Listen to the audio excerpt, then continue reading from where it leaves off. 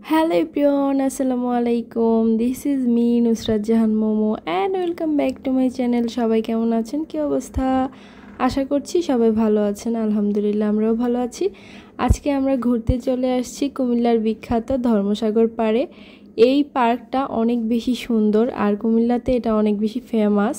এই পার্কটা বড় ছোট সবার জন্যই একদমই পারফেক্ট। ছোটদের জন্য এখানে অনেক কিছু রয়েছে, সেই সাথে বড়দের জন্য একটা স্পেশাল জিনিস রয়েছে, সেটা হলো ধর্মসাগর পাড়। সাগর পাড়ে আমি কিছুক্ষণ পর যাচ্ছি। এখন আপনাদেরকে দেখিয়ে দিচ্ছি বাচ্চাদের জন্য যে সুন্দর প্লেসটা তারা তৈরি করে রেখেছে সেইটা। এখানে অনেক সুন্দর সুন্দর ফুলের গাছ তো রয়েছে, সেই সাথে অনেক রকমের রাইডস রয়েছে।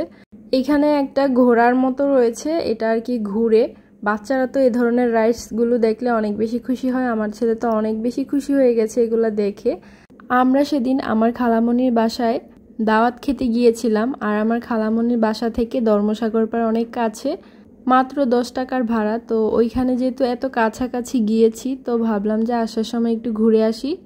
আমরা ওইখানে গিয়েছিলাম শেষ বিকালের দিকে, আর অনেক বেশি লোকজন ছিল এই টাইমটাতে। বেশিরভাগ লোকজনই বাচ্চাদেরকে নিয়ে আসছে, ফ্যামিলি নিয়েও আসছিল। তো আমরা খুব ঘোরাঘুরি করার পর এই সাইডটাতে এসে দেখলাম যে কিছু পশু পাখির মূর্তি রয়েছে। তো এটাতে আমার ছেলেকে উঠিয়ে দিয়েছি। সে তো প্রথমের দিকে অনেক বেশি ভয় পেয়েছিল, পরবর্তীতে বুঝতে পেরেছে, আর উল্টে এখন সবাইকে ভয় দেখাচ্ছে। আর এটা একটা উট পাখি, এটার মধ্যেও সে উঠতে চাচ্ছিল, তো আমি ওকে উঠিয়ে দিয়েছি। আচ্ছা, ভিডিওর এই পর্যায়ে এসে প্রতিদিনের মতো একটা রিকোয়েস্ট করে নিচ্ছি, যেটা আমি সবসময় করে থাকি। যারা এখন আমার চ্যানেলটিকে সাবস্ক্রাইব করেননি, প্লিজ আশা করছি সাবস্ক্রাইব করে নেবেন। আর যারা এখনও ভিডিওতে লাইক দেননি, প্লিজ একটা লাইক দিয়ে দিবেন। আর আপনি যদি আমার সম্পর্কে কিছু জানতে চান, চাইলে আমাকে কমেন্টে প্রশ্ন করতে পারেন। তারপর আমি আমার ছেলেকে এখান থেকে নামিয়ে একটু সামনে গেলাম। একটু সামনে যাওয়ার পর দেখতে পেলাম যে এখানে একটা ট্রেন রয়েছে। এইখানে আসলে অনেক রকমের রাইড ছিল, আমার তো মন চাচ্ছিল সবগুলোতেই উঠে পড়ি। একদম বাচ্চাদের মতো করছিলাম। আমার এই অবস্থা দেখে আমার হাজবেন্ড তো আমাকে বলল, তুমি কি পাগল হয়ে গেছো নাকি বাচ্চা হয়ে গেছো, সেটাই বুঝতেছি না। তো যাই হোক, ওকে আমি বললাম, তোমার যেটা ভাবার তুমি সেটাই ভেবে নাও, কিন্তু এখন চলো আমরা ট্রেনে উঠি। তারপর আর কি আমার কথা শুনে সে আমাদের সবার জন্য টিকিট কেটে নিল। এইখানে আমি, আমার যা, আমার ছেলে, আমার হাজব্যান্ড, আমার ভাই, আমার খালাতো 2টা বোন সবাই আসছি। তো এই তো এখন আমরা সবাই ট্রেনে উঠে পড়লাম। কিছুক্ষণের মধ্যেই ট্রেনটা ছেড়ে দিবে। ট্রেনে ওঠার পর আমি আরও একটা রাইড দেখতে পেলাম, সেটা অনেকটা উঁচুতে একটা মোটা তারের ওপর দিয়ে এই রাইডটা চলে। এটা দেখে আমার খুব ইচ্ছে হচ্ছিল ওঠার জন্য, তবে এটা যেহেতু অনেক উঁচুতে, আমার হাজব্যান্ড আমাকে ওটাতে উঠতেই দিল না, কারণ ওইটাতে নাকি অনেক রিস্ক রয়েছে ওর কাছে মনে হয়। যদিও এই রাইডের মধ্যে যথেষ্ট পরিমাণে সেফটি রয়েছে, তবে আমার হাজব্যান্ডের কাছে নাকি মনে হয় যে এটাতে অনেক বেশি রিস্ক রয়েছে, আর সেখানে বিপদ হওয়ার সম্ভাবনা থাকবে। সেখানে সে আমাকে কখনোই উঠতে দিবে না, আর নিজেও উঠবে না। এই ধরনের রাইডগুলো আমি অনেক ব্লগে দেখেছি, যেমন ধরেন যারা বাহিরে গিয়ে ব্লগ করে তাদের ব্লগে বেশি দেখেছি। তারপর এইখানে আসার পর এইখানেও ওই রাইডটাই দেখতে পেলাম, তবে হাজব্যান্ডের জন্য উঠতে পারলাম না, একটাই আফসোস। তো আমি এতক্ষণ ধরে যে রাইডের কথা বলছিলাম সেটা আপনারা স্ক্রিনে একটু আগে নিশ্চয়ই দেখতে পেরেছেন। যাই হোক, যেটাতে উঠতে পারলাম না সেটার কথা এখন বাদ দেই। এখন বলি ট্রেন জার্নিটা কেমন ছিল। যারা ট্রেনে কখনো উঠেনি কিংবা ট্রেন দিয়ে কোথাও যাওয়া হয়নি, তারা চাইলে এই ট্রেনটাতে উঠতে পারে। কিছুটা ওই রকম ফিল পাবে, যেহেতু আমি ছোটোবেলায় অনেকবার ট্রেন চড়েছি। ট্রেনে করে আমার অনেকবার এদিক সেদিক যাওয়া হয়েছে। বিশেষ করে আমার বড় আম্মুদের বাসায় আমার ট্রেনে করে যাওয়া হয়েছে। আর তার জন্য ট্রেনে ওঠার পর তেমন কোনো নতুন ফিলিংস হয়নি, তবে সব কিছু মিলিয়ে ভালো লেগেছে। আসলে সবাই মিলে কোথাও ঘুরতে গেলে এমনিতেই অনেক বেশি ভালো লাগে। ট্রেনে উঠে আমরা অনেক বেশি ভিডিও করছিলাম আর ট্রেন জার্নিটাকে এনজয় করছিলাম।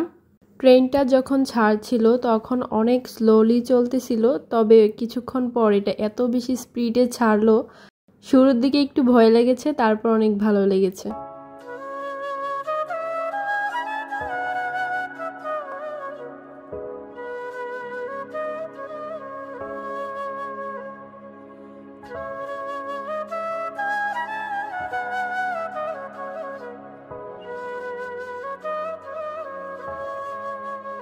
তো এর মধ্যে আমাদের ট্রেন জার্নি শেষ হয়ে গেছে, আমরা নেমে পড়েছি।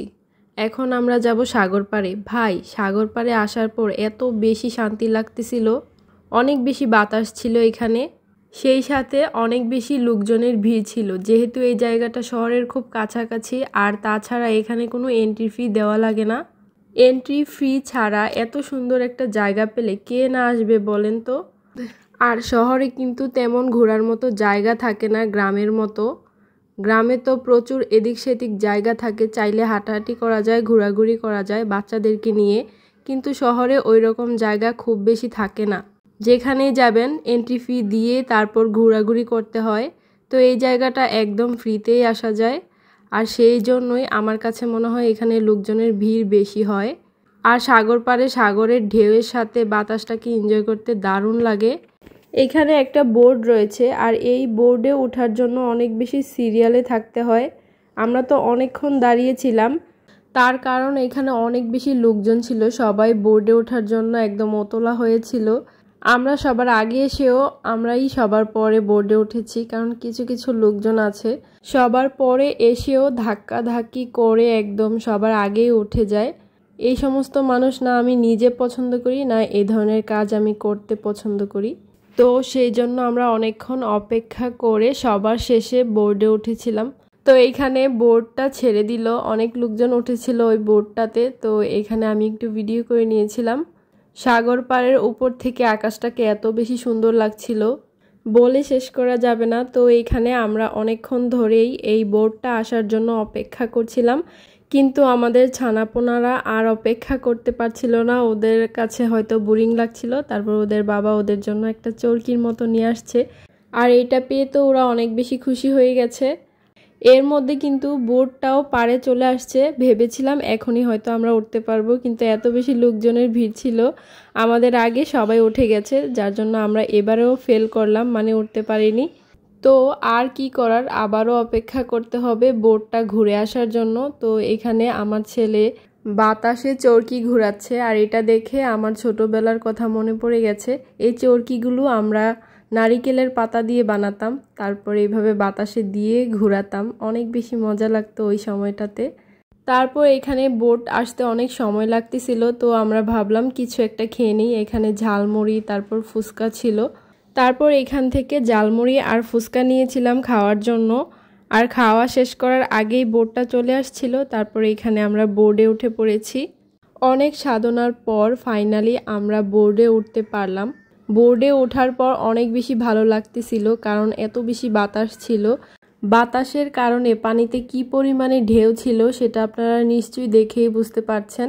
এর আগে ঢাকায় আমি হাতিঝিলে বোর্ডে উঠেছিলাম, আর এর আগে আমরা একবার স্কুল থেকে স্টাডি ট্যুরে গিয়েছিলাম, ওইখানেও বোট জার্নি করেছি। তবে সব থেকে বেস্ট জার্নি ছিল আজকের এই বোট জার্নিটা। তো যাই হোক, আজকের আমার এই ব্লগটা আপনাদের কাছে কেমন লাগলো চাইলে কমেন্টে জানিয়ে দিতে পারেন। আজকের মতো আপনাদের কাছ থেকে এখানেই বিদায় নিচ্ছি। সবাই ভালো থাকবেন, সুস্থ থাকবেন, কথা হবে নেক্সট ব্লগে। আল্লাহ হাফেজ।